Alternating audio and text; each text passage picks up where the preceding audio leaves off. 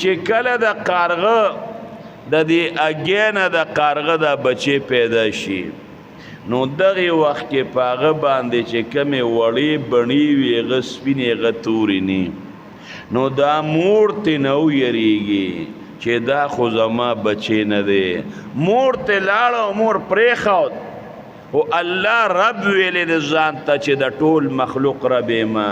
الله نه دی پرېښی هغې بچي خوله واده کړې ده او دا ماشي ولا الله دې خولې ته راولي او دې کړپ ورکوي هغه ماشي تیروي ماشي الله ولا خولې ته راولي او دې کړپ ورکوي هغه ماشي تیري